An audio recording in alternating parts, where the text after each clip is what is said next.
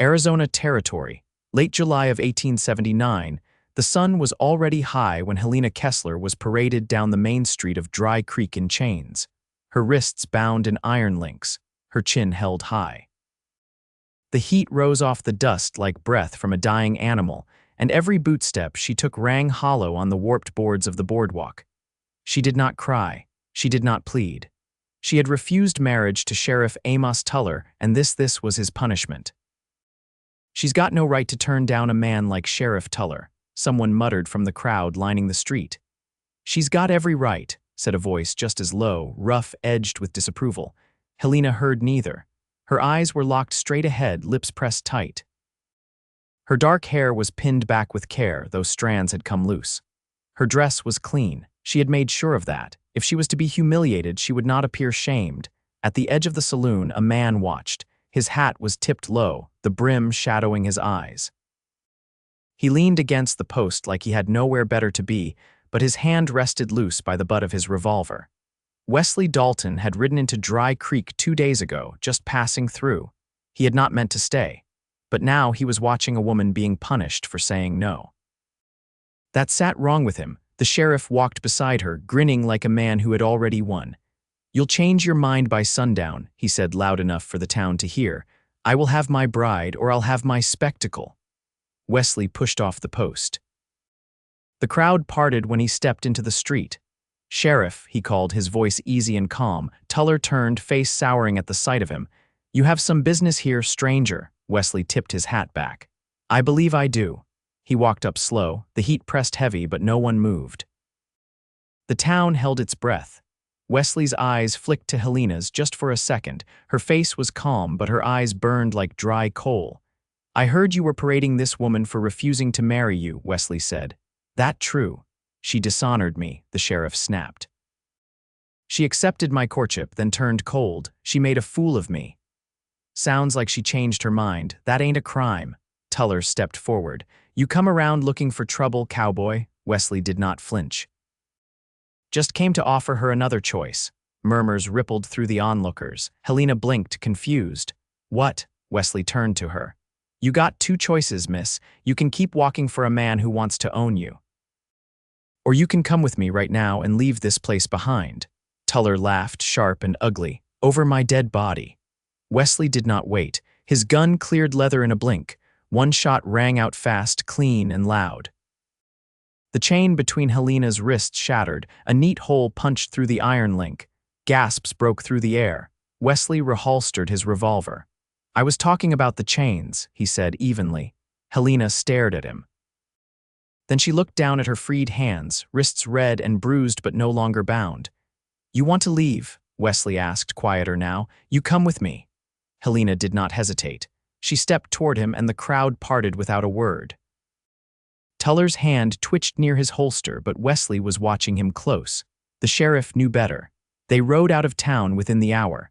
Helena sat behind Wesley on his horse, her arms wrapped around his waist, silent. The desert opened wide before them, red rock, dry brush, sky stretching without end.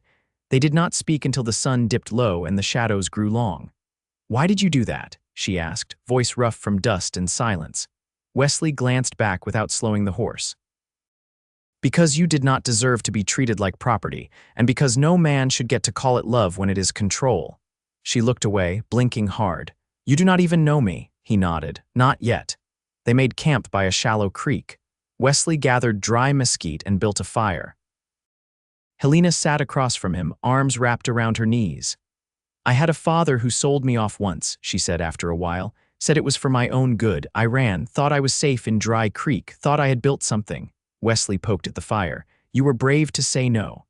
"No," she said. "I was just tired of being afraid." Wesley looked up. "That is the same thing sometimes." They sat in silence, the fire crackling between them. Helena's voice softened. "You risked a lot for me." Wesley shrugged. "I was not about to let him hurt you."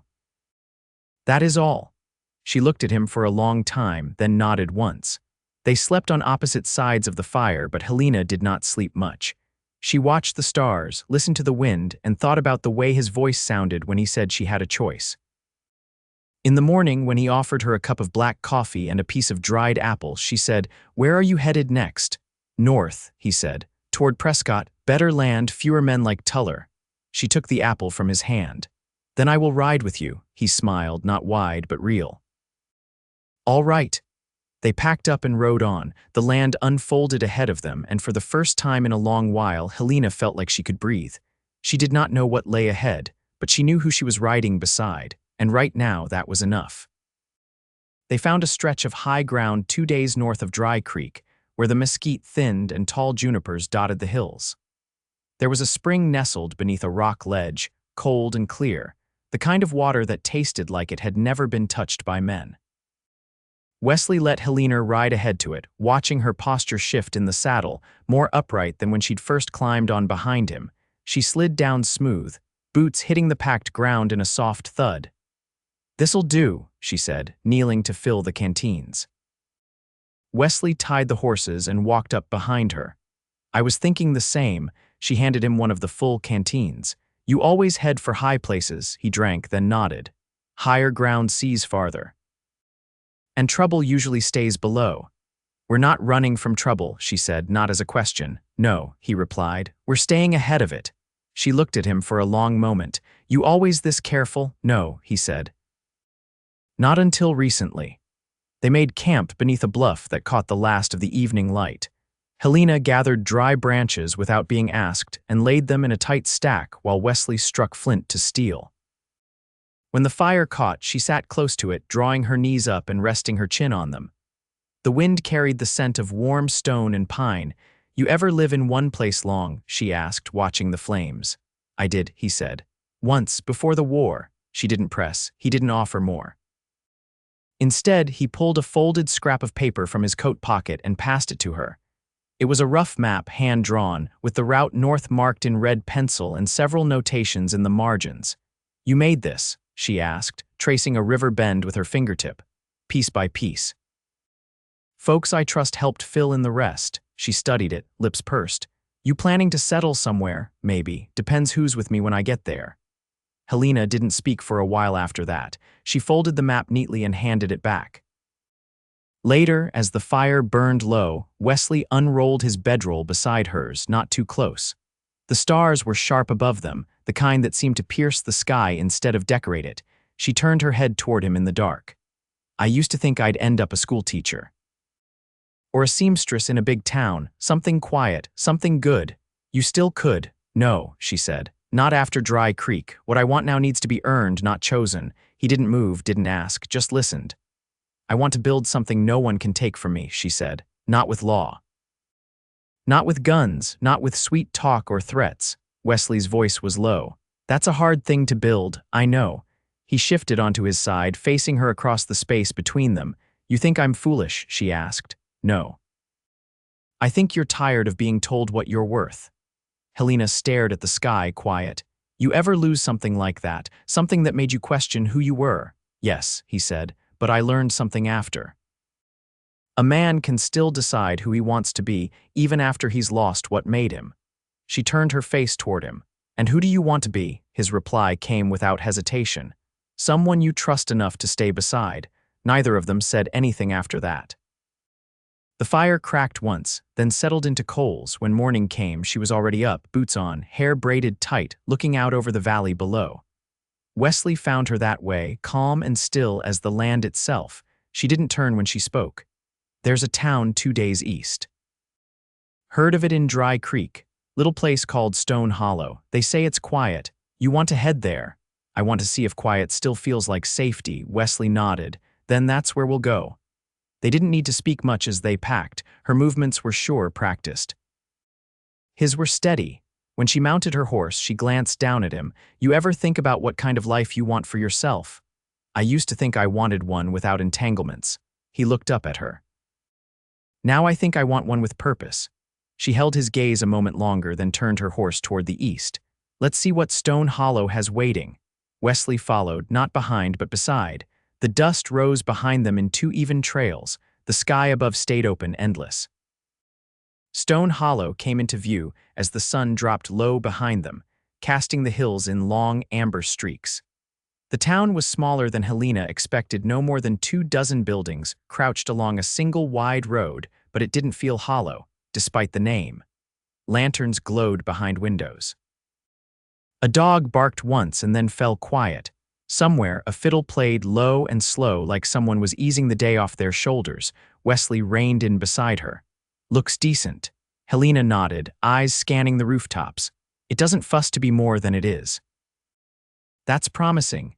They passed the livery first. A boy no older than 12 stepped out, wiping his hands on a flour sack apron. "Rooms upstairs," he said. "2 coins for the stalls. Water runs behind the barn." They paid without barter. Wesley led the horses into the cooler dark while Helena stepped toward the boarding house next door. The woman who answered the door was older, with a clean apron and a face that had seen the best and worst of people. She looked Helena up and down, then Wesley. "You two married?" she asked. "No," Helena said. The woman nodded like she preferred the truth. "There's 1 room left, has a stove, clean sheets, and a latch that works." "We'll take it," Helena said. Wesley didn't argue. Once they'd washed the trailed dust from their hands and faces, they sat across from each other at the small pine table by the window. The room smelled of soap and wood smoke. The walls were quiet. "You ever cook?" Helena asked, unwrapping the cloth around the last of their biscuits. "I can manage beans and coffee," Wesley said. "Anything past that I leave to wiser folks." She smiled faintly. "I worked in a boarding kitchen for 6 months back in Abilene, learned fast how to stretch a pot of stew." He leaned his arms on the table. "You ever miss it?" She shrugged. "Sometimes. Mostly I remember the heat and the way my feet ached, but there was one girl, Mary, who used to hum while she peeled potatoes. That sound made the work feel softer." The silence that followed wasn't strained. It felt like something settling into place. Wesley looked toward the window. "I've spent a lot of time riding alone, never minded it much, but this sitting here with you, it feels easier." Helena folded the cloth slowly. "I thought I'd forgotten what it felt like to be seen without someone weighing what they could take from me." His gaze didn't waver. "I wasn't looking to take anything." "I know," she said. Outside, footsteps passed.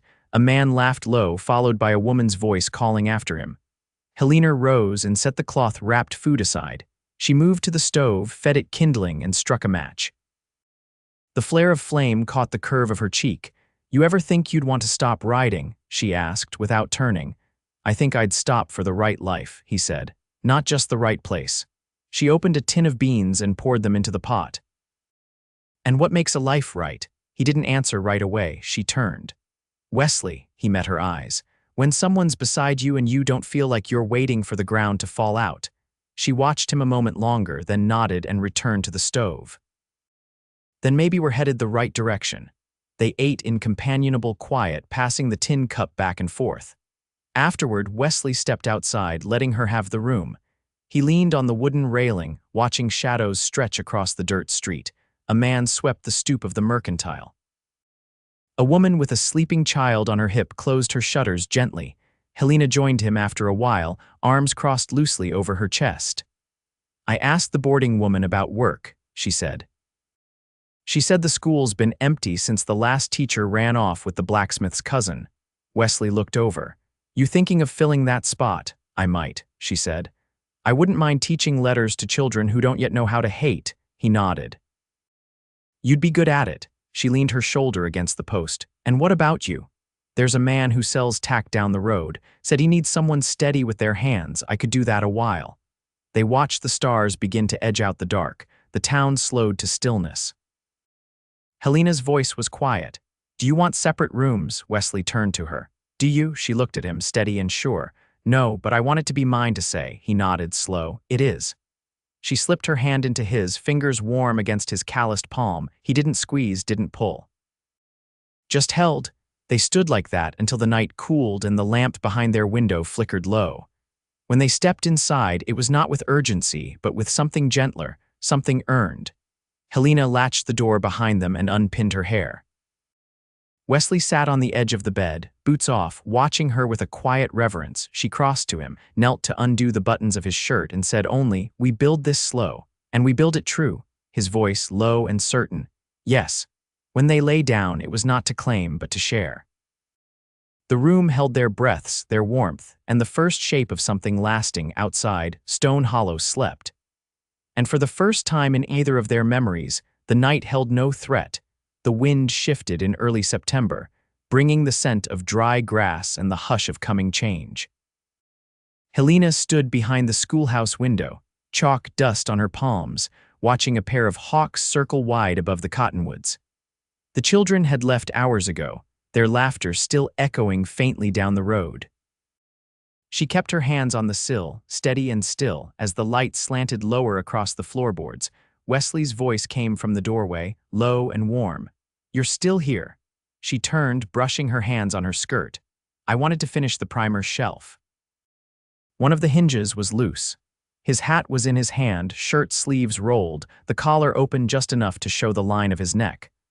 "I saw the latch fixed on the back gate. That you're doing, too." It was dragging. "Figured I'd rather mend it than hear it bang all night."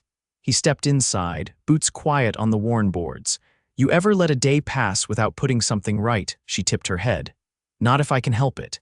He smiled, but not in a way that asked anything of her. "There's a man selling apple cider down by the mill. Said the harvest was good this year. I told him I'd bring you by." She reached for her shawl, folding it over her arm. "You planning to go now? You've been working since sunup." "Thought you might like something just sweet enough to remind you there's more to a day than chores." They walked side by side past the general store and the smithy, where the anvil still rang faintly through shuttered windows. A wagon passed with a woman seated high, her bonnet tied tight beneath her chin. She nodded to Helena, respectful. That hadn't always been the case when they first arrived, and Helena noticed. At the cider press, the farmer offered them 2 tin mugs, still cool from the barrel. Helena sipped, the tartness catching her off guard. "You all right?" Wesley asked, watching her over his own cup. She swallowed, eyes watering slightly. "It's stronger than I expected." He leaned against the fence, mug in hand. "Some things are." She studied the line of his jaw, the way the light caught in the corner of his eyes. "You ever think about building something of your own? A shop, maybe, your own name on the door?" He nodded slowly.